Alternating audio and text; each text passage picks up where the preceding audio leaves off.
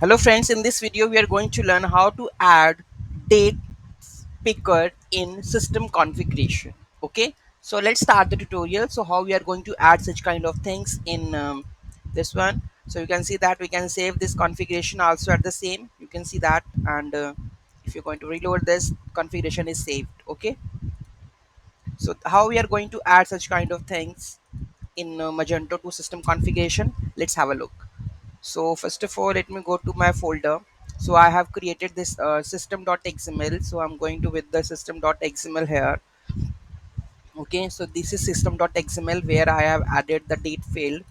Okay, there's a start date and we have a front end model where we create the date field here, front end model.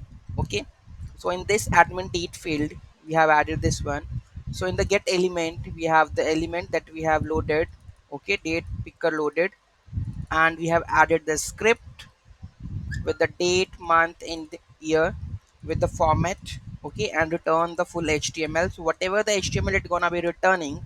Okay, so get HTML, whatever it's going to be returning, it will show into that one, system.xml.